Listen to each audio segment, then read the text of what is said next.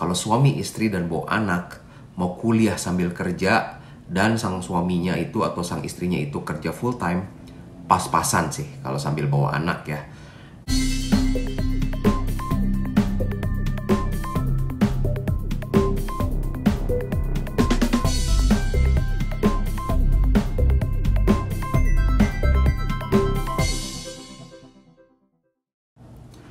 Halo guys, ketemu lagi nih dengan gua Darwin dalam channel pribadi gua Opini Darwin. Apa kabar kalian semua? Semoga kalian semua dalam keadaan sehat-sehat semua ya.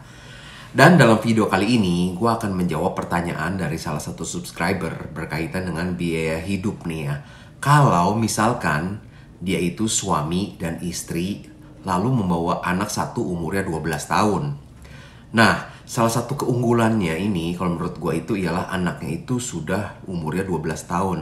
Ini yang menjadi kunci. Dalam arti karena anaknya sudah besar jadinya nggak perlu ada childcare ya guys ya. Jadi itu lumayan tuh. Itu akan menghemat banyak ya. Nah, simulasi ini gue buat dengan asumsi ya. Mereka hidupnya frugal. Lalu kerjanya dengan minimum wage ya, suami kerja full time 40 jam, istri karena kuliah sambil kerja jadi cuma bisa kerja 20 jam. Lalu dengan tidak ada biaya childcare dan untuk tinggalnya nggak akan bisa di kota besar seperti Vancouver atau di Toronto. Kenapa? Nanti gue jelaskan deh ya. Nah, kembali lagi ya guys ya, ingat gua ini bukan agen tenaga kerja. Jadi please ya, kalau teman-teman suka banyak banget yang nanyain ke gua, kok cariin kerja dong di Kanada. Nah, gua bukan agen tenaga kerja. Maaf ya guys ya. Lalu gue juga tidak memberikan legal opinion karena gue bukan lawyer. Ya, gue hanya salah satu dari ribuan orang Indonesia yang ada di sini dan gue juga hanya kelas pekerja biasa guys ya. Jadi segmen video gue ini memang untuk mereka yang kelas pekerja.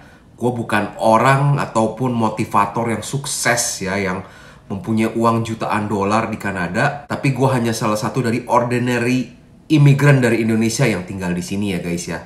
Toh nggak semua orang yang di sini kan menjadi orang yang sukses dengan income-nya jutaan dolar per tahun ya guys ya. Ada mostly di antara kita ini hanya kelas menengah, kelas pekerja seperti biasa. Jadi siapa tahu video gue ini bisa memberikan overview yang baik. Kalau kita jadi kelas pekerja di sini tuh bagaimana sih? Oke guys, simak videonya sampai habis ya. Jangan lupa untuk subscribe, like, and comment. Oke? Oke guys, seperti biasa kalau kita lagi menghitung income-nya, gue akan menggunakan asumsi yang paling konservatif. Dalam arti sepahit-pahitnya deh. Nah, misalkan si suami yang akan kerja full time 40 jam dan istri yang akan kuliah sambil kerja sehingga cuma bisa kerja 20 jam atau sebaliknya ya, sama aja. Nah, sang suami yang kerja full time ini asumsi dengan minimum wage yang sekitar 15 dolaran pasaran di Kanada, asumsi sebulan itu dia bisa dapat 2.000 dolar setelah potong tax ya guys ya. Nah, sang istri yang kerja cuma 20 jam asumsi per bulannya itu dapat kurang lebih 1.000-an dolar. Jadi setahun itu, jadi maaf, sebulan itu mereka berdua bisa bersih dapat 3.000 dolar ya. Nah, tapi kan ini dengan asumsi terburuk. Nah, kalau misalkan lagi kuliah, lalu ada summer break ya, dimana summer break itu bisa lama, sekitar 2 bulanan. Nah, suami dan istri ini kan bisa kerja full time, dua-duanya bisa kerja 40 jam per minggu, jadinya income-nya bisa naik jadi 4.000 dolar per bulannya gitu ya. Nah, tapi in average dapatnya sebulan suami 2.000, istri 1.000, jadi total 3.000 dengan asumsi minimum wage ya. Kita akan bicara komponen biaya yang paling terbesar nih ya. Seperti kita ketahui, Toronto dan Vancouver itu adalah dua kota mahal. Ya, karena harga properti itu di dua kota ini memang gila-gilaan guys ya.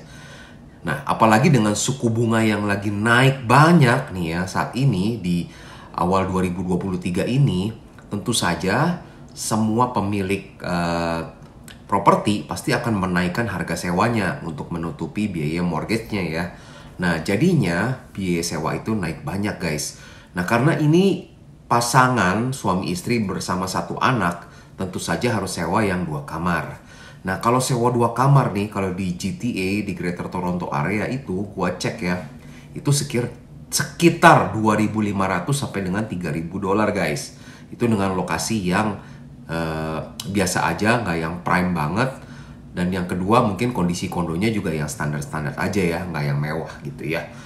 Nah, Oke deh, asumsi ya udah kalau apartemen kemahalan, akhirnya kita sewanya full basement. Nah, sewa full basement ya, full basement yang 2 kamar. Nah, akhirnya harganya turun sedikit, tapi di GTA ini masih cukup mahal guys, masih 1.800-an kalau gua cek ya di website kijiji.ca ya. Kalian bisa cek sendiri ya. Nah, jadinya kenapa gua nggak suggest untuk di Toronto atau Vancouver, coba pilih ke kota lainnya. Oke, sang penanya ini mungkin, aduh kok gua ini takut kalau tinggalnya di kota kecil yang sepi. Ya udah, kita cari kota gede lainnya di luar Vancouver atau Toronto ya, yang harga biaya hidupnya lebih murah. Oke, kita asumsi Calgary deh. Gua cek di Calgary ya, di kijiji.ca, kalau base room apartment ya yang 2 kamar itu masih bisa dapat tuh. Mungkin kondisinya memang nggak bagus ya, dan lokasinya nggak prime amat, tapi biayanya hemat lah ya. 1.400 sebulan masih ada guys ya. Nah, itu asumsi dapat deh ya dengan harga 1.400. Jadi biaya sewanya 1.400 per bulan. Nah, lalu karena suami istri ini harus kerja dan harus kuliah ya, jadinya asumsi deh beli monthly pass. Asumsi aja itu $150 per bulan dikali 2 suami istri. Jadinya biaya transportasinya $300 ya guys ya. Ini asumsi nggak nyetir dulu deh ya, karena kalau nyetir selain udah bayar bensin, harus bayar insurance per bulan ya, dan ada bayar maintenance mobil, pasti jauh lebih mahal biayanya ya. Asumsi tadi transportasi 300. Lalu yang kedua, kalian juga penting kan mempunyai ada namanya phone plan ya. Karena namanya kalau naik bis tentu saja kita harus cek tuh ya, harus rajin-rajin buka Google Map, cek jadwal bis berikutnya itu datang dalam berapa menit. Karena itu krusial banget, terutama kalau lagi winter guys ya. Jadinya kalian nggak terlalu lama nunggu di outdoornya. Nah, itu kuncinya. Nah, asumsi biaya phone plan-nya ambil yang paling murah deh ya. Ada sih yang $40 per bulan. Jadi dikali 2 suami istri, jadi total $80 per bulan untuk biaya phone plan-nya. Ya udah, dengan data yang cukup limited ya, jadinya ya udah hemat-hemat aja supaya kalau di rumah nanti pakai wifi aja gitu ya. Oh ya, ini karena asumsinya di basement ya guys ya. Biasa kalau di basement itu sudah termasuk, biaya sewanya sudah termasuk untuk internet, listrik, dan gas, dan air. Nah, makanya jadinya gue prefer untuk pakainya basement aja, karena akan lebih hemat ya. Lalu untuk monthly groceries ya, asumsi ini dengan $150 per minggu ya, dikali 4 minggu untuk sebulan ya, jadi $600 groceries. Ya gue naikin jadi 600 saat ini karena memang dari beberapa tahun sampai dengan saat ini biaya hidup sudah semakin banyak guys ya. Contohnya minyak goreng ketika sebelum COVID ya, di awal 2020 itu sekitar $4 atau $5 untuk yang 3 liter. Sekarang ini udah $12 guys ya untuk yang 3 liter. Nah, jadinya naik banyak ya. Lalu untuk biaya anak-anak ya. Nah, namanya anak nanti kemungkinan pengen ngeles lah, ada les kumon lah, atau les olahraga lah, atau apa gitu ya. Jadinya mau nggak mau, kita harus sisihkan biaya. Asumsi deh biaya untuk anak itu sebulan $200 gitu ya. Ya ini kalau kalian mau masukkan ya ke dalam les macem-macem. Tapi kalau enggak, ya sudah, itu akan menghemat. Lalu, yang namanya kalian nanti akan tinggal merantau di sini, berjuang, kuliah, kerja. Tentu saja kalau nggak ada refreshing, nanti stres, ya nggak? Nah, asumsi ada biaya refreshment deh. Per minggu diasumsikan $50 ya. Dikali 4 minggu dalam sebulan, jadi $200 sisakan. Sisihkan untuk refreshment ya. Nah, lalu ada lagi biaya ya, namanya kita harus buat jaga-jaga ya. Ada biaya jaga-jaga, di dalamnya mungkin ada beli baju, mungkin aduh jaket winternya sobek, harus beli celana karena celananya sempit, dan lain-lain ya, namanya beli obat gitu ya. Nah, asumsikan ada lagi biaya untuk yang lain-lain dan clothing ini $200 lagi guys ya. Nah, jadi in total biayanya itu sekitar $2.980 tuh. Nanti gue akan buatkan summary-nya ya. Pendapatannya berapa, total expense-nya berapa, dan sisanya berapa. Nah, kalau dari hitung-hitungan gue, itu sisanya terakhir $20. Nah, jadinya cukup ngepas ya guys ya. Kalau suami, istri, dan bawa anak mau kuliah sambil kerja, dan sang suaminya itu atau sang istrinya itu kerja full time, pas-pasan sih kalau sambil bawa anak ya. Dan salah satu alasannya itu kenapa? Karena untuk biaya sewanya guys ya. Kalau suami dan istri doang berangkat tanpa punya anak, itu mungkin akan bisa cukup hemat banyak juga. Karena seperti gue pernah buatkan simulasinya, cukup sewa satu kamar aja, kayak ngekos ya. Sewa satu kamar yang gede, tapi tidurnya berdua. Udah, gitu aja ya. Itu akan hemat tuh untuk selama beberapa tahun pertama. Kuncinya sih intinya satu ya, jangan pilih Toronto atau Vancouver karena biaya sewanya itu akan mahal.